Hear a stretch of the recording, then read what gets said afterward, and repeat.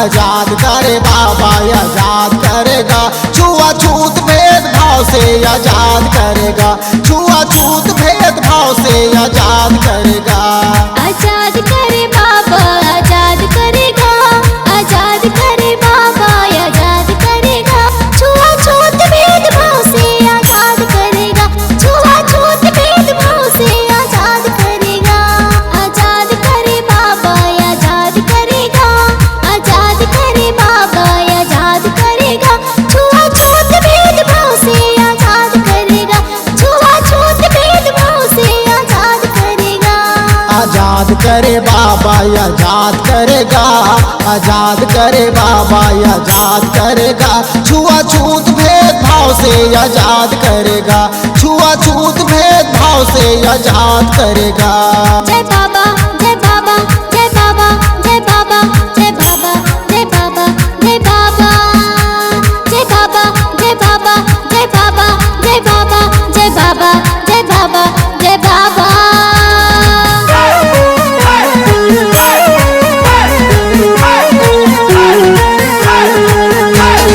आति के तन्हा बिना वस्त्र के जाति के लुगरा धोती, बिना विचारे मनु महाराज शहर बनाए जाती। अपन आती ला कोनो नहीं जानी, बिना सोचे समझेगा जाति बनाई, बिना सोचे समझेगा जाति बनाई। अपन आती ला कोनो नहीं जानी, बिना सोचे समझेगा जाति बनाई, बिना सोचे समझेगा जाति बनाई।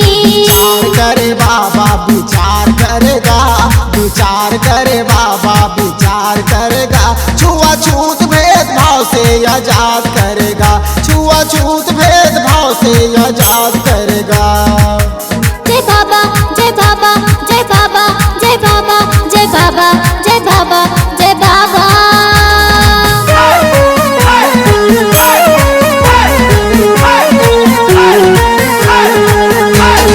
जातिवाद के रूप जमा के भाई भाई लड़वाए, छुआछूत भेदभाव के भाई तैहर स्वांग रचाए।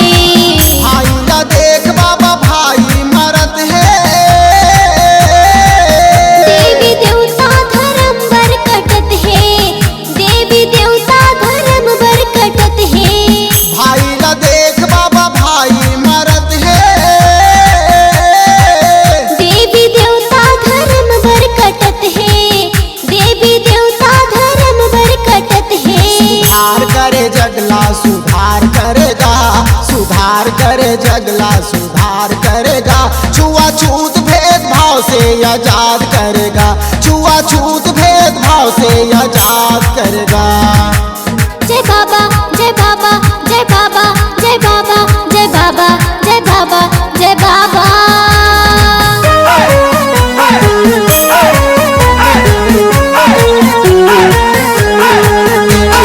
एक जाति गुरु घासी बाबा अपन आति के याद करे, मन के एक बरोबर छुआछूत से आजाद करे। मन खेला कहे एक बरोबर,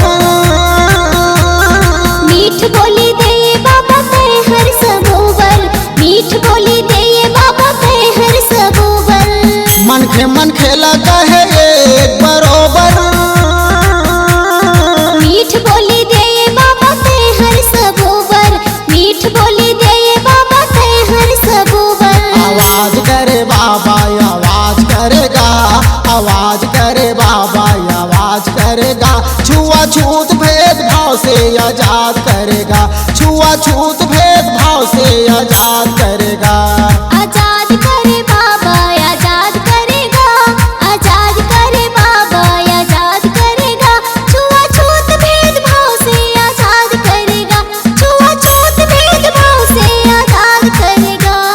आजाद करे बाबा आजाद करेगा, आजाद करे बाबा आजाद करेगा, छुआछूत भेदभाव से आजाद करेगा, जातिवाद भेदभाव से आजाद करेगा, छुआछूत भेदभाव से आजाद करेगा, जातिवाद भेदभाव से आजाद करेगा, छुआछूत भेदभाव से आजाद करेगा, छुआछूत भेदभाव से आजाद करेगा।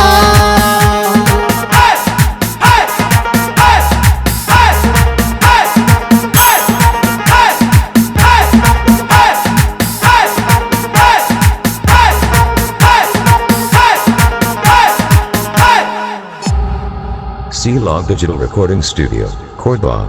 Contact number 99071192115.